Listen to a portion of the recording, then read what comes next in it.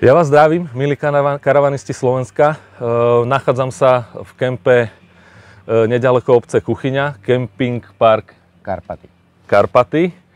A máme tu pri sebe majiteľa kempu, pána Petra Kučeru, a trošku si ho vyspovedáme.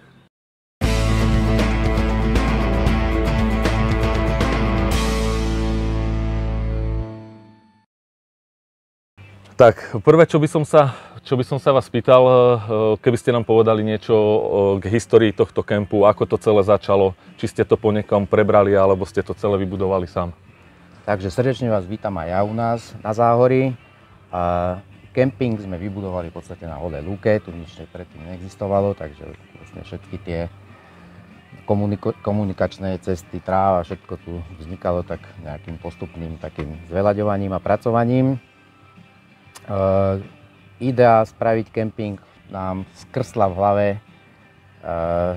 z našich ciest, ktoré sme chodili na cyklistické zájazdy do Talianska, do Rakúska, tak sme si tam povedali, že možno, že toto je taký smer, ktorým by sme sa niekedy v živote chceli uberať, a potom sme to realizovali a postupne to celé nejak išlo. A ako je starý tento kemp? Kemp má cirka 10 rokov. Čiže 10 rokov to už. No, hej. A stali ste sa už popri prevádzkovaní toho kempu aj karavanistami, alebo nie ste karavanisti? Sme karavanisti a my sme boli karavanisti už predtým, lebo vlastne s karavanmi sme chodili na také tie cyklistické zájazdy a do toho zahraničia, takže tam sme vždycky išli do kempov a máme nejaké zázemie pri tých výjazdoch, takže tam sme aj veľa vecí asi tak čerpali z tých zahraničných, ako to vyzerá. Dobre, tak to je taký úvod, poďme na vybavenosť kempu.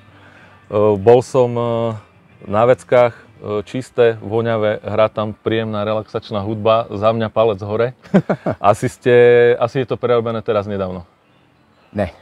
Toto je všetko v podstate na novo vystavané, takže aj tie vecká, aj tie... Čiže takto to bolo od začiatku? Jasné.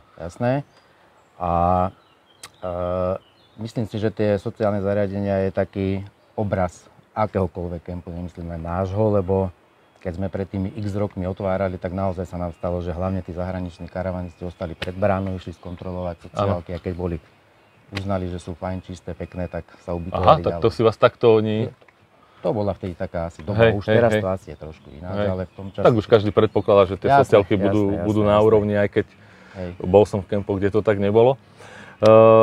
Za mňa čisté, v pohode. Poďme ešte k nejakej vybavenosti. Všimol som si, máte iba parcely tu? Jasné.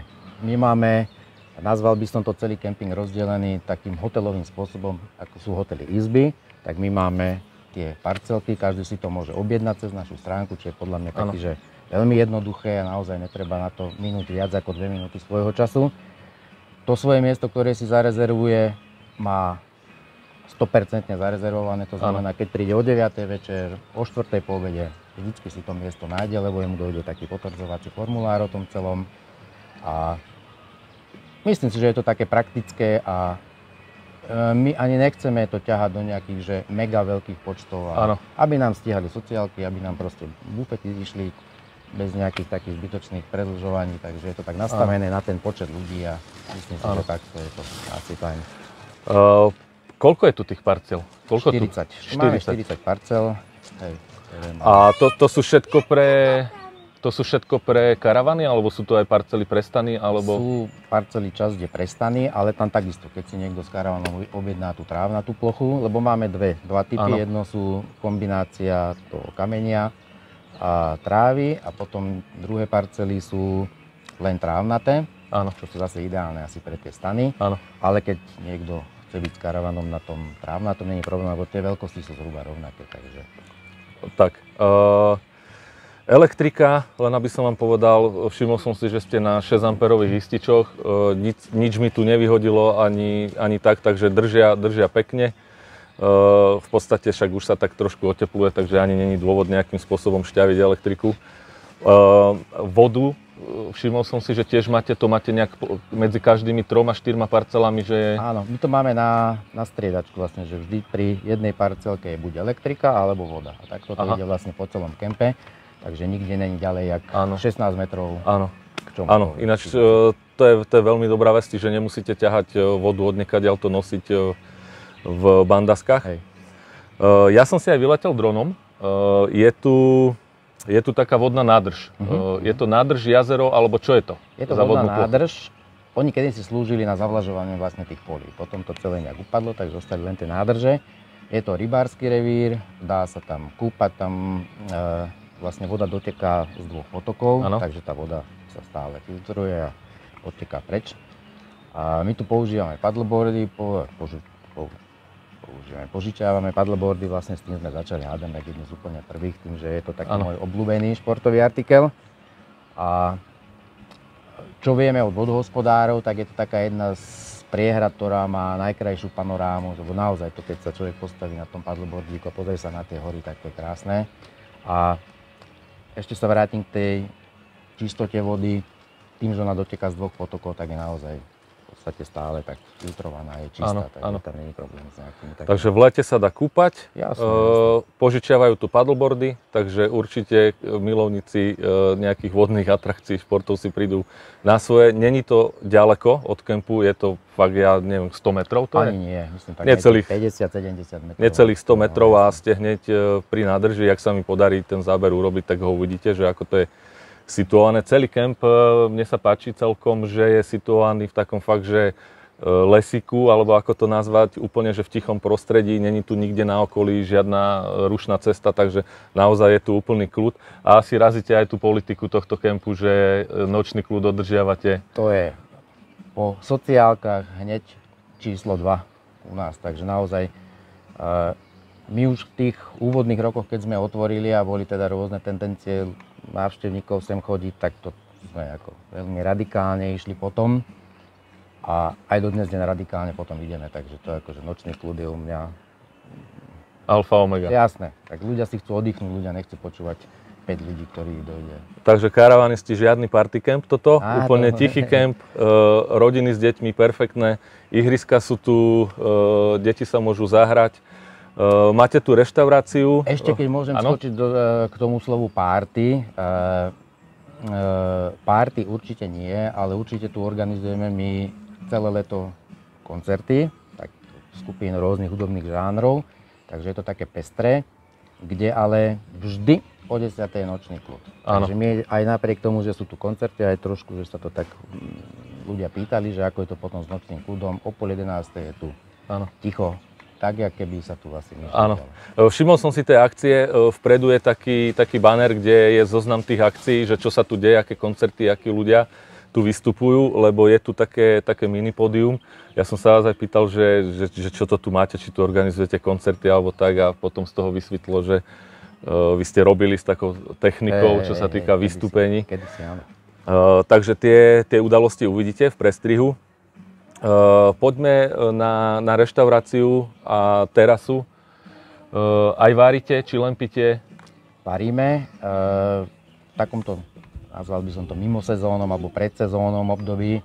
Máme také tie štandardné veci, ktoré sú rýchle pripraviteľné, ale keď je sezóna od zhruba tej polky júna, tak máme grill a vtedy robíme také špecialitky grillované na dreve a je to také. Patrí to do tej prírody celé, že nemáme my tú gastronómiu postavenú na takej štandardnej kuchyni, ale skôr taká naturálna, by som to povedal. Potom ešte častokrát sa ľudia pýtajú, ako to je v kempoch so zvieratami u vás. Môžu si doniesť svojich psíkov? Není problém. Není problém. Jasné. Je tu nejaké pravidlo, že musia byť na vodítku, či môžu aj voľne pobehovať? Pravidlo to není, už je to skôr na inteligencii alebo na nejakej takej zodpovednosti tých ľudí, lebo tak sú tu malé deti a nie každému to ten pobehujúci pes vyhovuje. Ja s tým problémy nemám, ale viem, že keď sú nejakí rodičia s malými deťmi, tak to tak asi neberú celkom všetci rovnako. Takže treba to tak vyhodnotiť situáciu a to už si musí každý asi sám zvážiť, že či to priviaza to zviera alebo nie. Tak.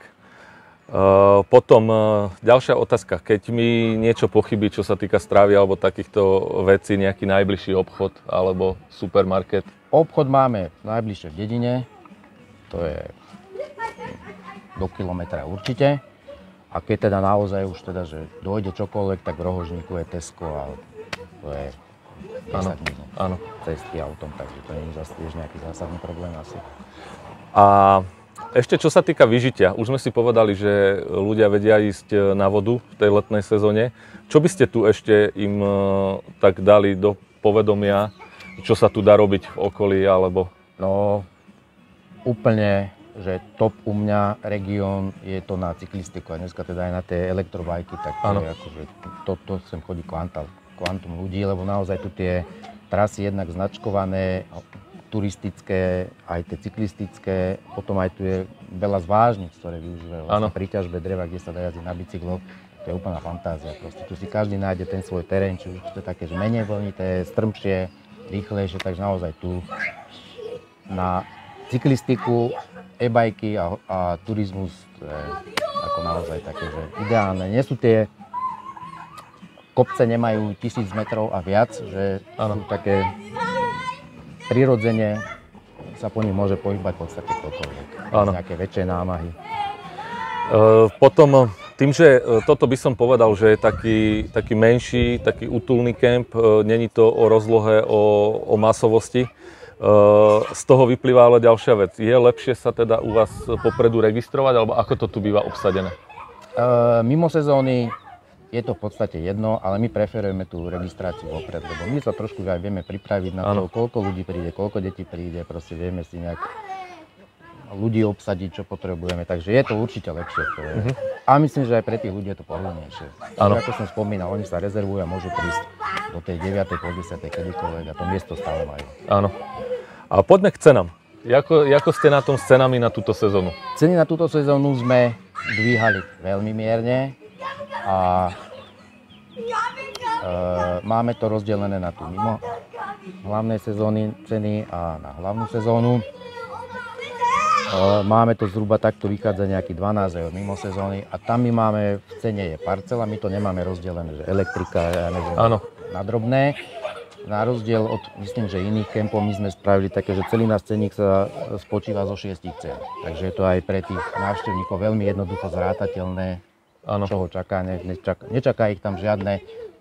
A prečo toto stojí o 5 eur viacej? Lebo vlastne tie ceny sú úplne jednoduché, je to cena za parcelu, plus sa dávajú už len počet osôb a tak máme také jednoduchšiu cenu pre tých motorkárov, ktorí sem chodia, tak naozaj tým zase sme vyšli tak inou cenou trošku v ústrety, že alebo cyklisti, keď sem dojdú takí cykloturisti, tak tým nebudeme dávať nejaké také, že vieme, že dojdú s malým stanom a nezaberú veľa miesta, tak je to také. Tak poďme si namodelovať takú, najčastejšie asi rodina, čiže 2 dospelí, 2 deti, a keď prídu, že zoberú jednu parcelu, koľko ich vyjde pri kalkulovém 12 eur vyjde parcela, 5 eur je dospelá osoba, takže tu máme 10, dieťa 4,50, tu máme 19 a to je v podstate všetko, už len poplatok rekreačný, plus my to máme také, že servis za tie vodné, stočné a za taký ten odpadové hospodárstvo, všetko, ktoré tam asi takisto treba zahrnúť, tak to je nejakých 4,50 dokopy. Tak. Hej. Dobre, ja som platil nejakých 69 eur, tuším, že 2 noci, čiže takto vás to tu asi vyjde, čiže toto už je takto nastavené na túto sezónu, ktorá je, čiže už sa nebude dvíhať. To, čo máme zverejne na stránke, tak to je vždy vlastne ceny aktuálne všetko. To je platné. Dobre, neviem, mňa už nenapadá nič, ak chcete ešte niečo povedať, čo by ľudí mohlo zaujímať. Tak asi by som rád všetkých srdečne pozval, to je asi také základ, lebo naozaj to prostredie v Malých Karpatoch je nádherné, to určite áno.